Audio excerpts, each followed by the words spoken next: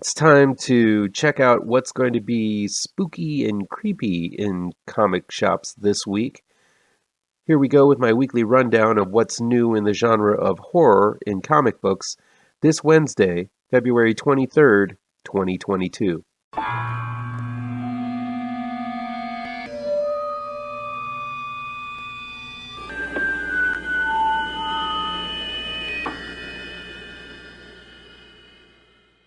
Welcome back to ML Miller Frights. I'm ML Miller. Before we begin, please do me a favor and punch that like button down below. Share this video with all of your social media addicted pals. Click subscribe to this channel and ring that bell for notifications.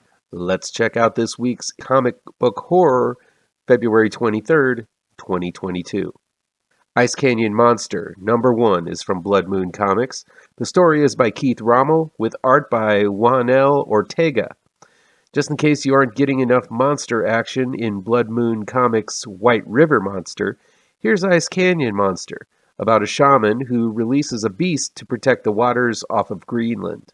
Sounds like some great eco-monster madness going on with this indie book. From Blood, #2, is from Cosmic Times. The story is by James Whynot, Zach Bassett, and Martin Pierro. Mad science, escaped madmen, and secret societies seem to be the flavor of the day in this comic from my buddy James Whynot, who drew my own Grave Trancers comic. I'm curious to find out what this Psycho on the Loose comic is all about. Purgatory, #5, is from Dynamite Publishing. The story is by Ray Fawkes, with art by Alvaro Sarraseca. Purgy's sweet red ass is on the line. She's battling it out with a coven of evil witches bent to steal all of the souls Purgy has accumulated, and that means losing all of her demonic power. Plus covers with you-know-what. Ass, titties, ass and titties. Tarot, Witch of the Black Rose, #132, is from Broadsword Comics. The story is by Jim Balent. So is the art. If you think Jim Balent's witches are scantily clothed, you have to see how much skin his mermaids bear. This is a book whose bread and butter are made from ass, titties, ass, titties, ass, titties, ass and titties. Vampirella, Dracula, Unholy, #3 is from Dynamite Publishing. The story is by Christopher Priest, with art by Donny Hadiwidjaja. Hadiwidjaja. So it seems Dracula has possessed Vampirella's new love, and the only way to get rid of him is, of course, to do some kind of blood rite.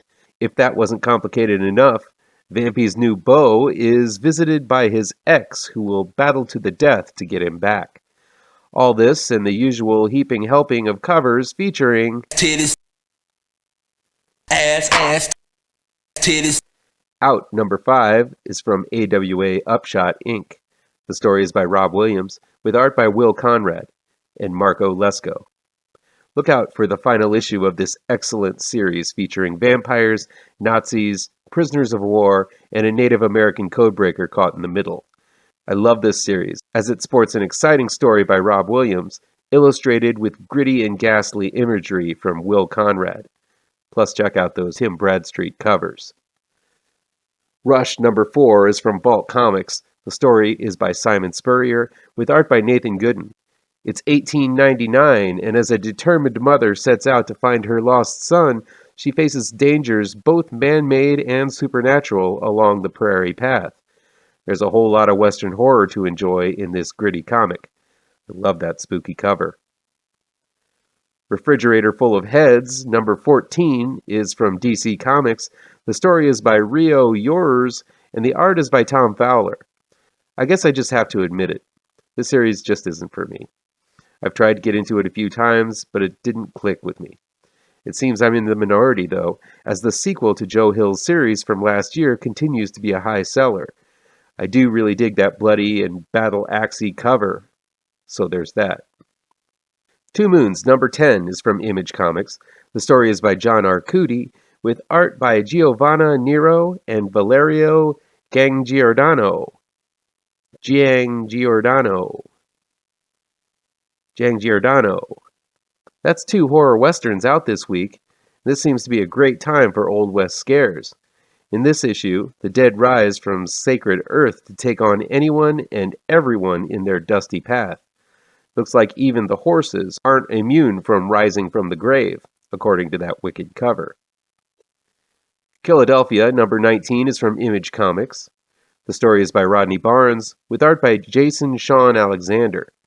This issue promises to be a jumping-on point for the series, and more details of the types of horrors in this book are given.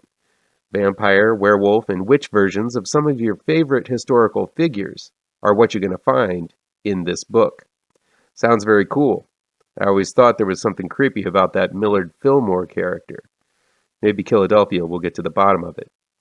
In all seriousness, this book looks to be an awesome series, and I keep promising to dive into it, and one day I will. Task Force Z, number 5, is from DC Comics. The story is by Matthew Rosenberg with art by Eddie Barrows. Two-Face shows his half-ugly head, but this time it's worse, as he's all zombie in this zombified version of the Suicide Squad from my buddy and superscribe, Matthew Rosenberg. It's also got fantastic art from Eddie Barrows. Ghost Rider number 1 is from Marvel Comics. The story is by Benjamin Percy, with art by Corey Smith. Johnny Blaze is living what seems to be a perfect life, but he keeps having dreams of a fiery-skulled demon trying to break out of his subconscious. Ghost Rider's always been one of the coolest-looking characters Marvel has, but he's always at his best when the writers have embraced the Dark Rider's horror roots. Here's hoping this version of Ghost Rider sticks this time around. There's been a hell of a lot of series over the past few years that didn't. The art by Corey Smith looks like it captures the fiery vengeance awesomely. House of Slaughter number 5 is from Boom Studios.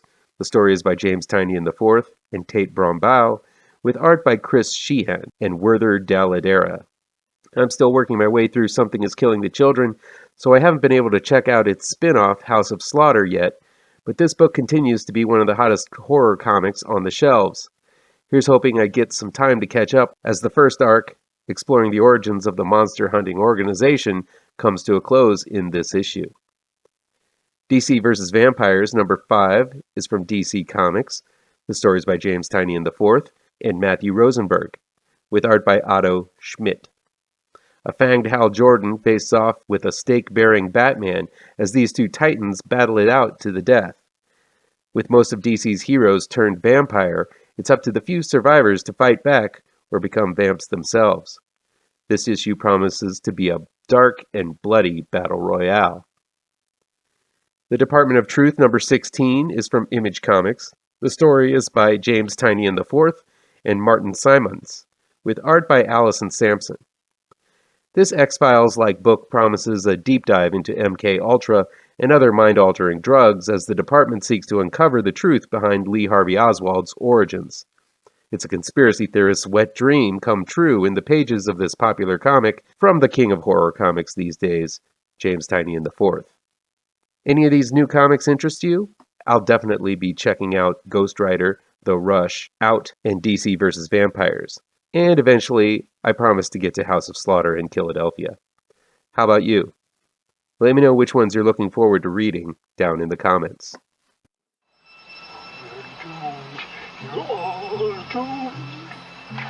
You're doomed to live the life you're meant to be, stuck inside your reality. You're doomed. Oh, you're doomed. You're doomed. You're doomed. Live the life that you are meant to be.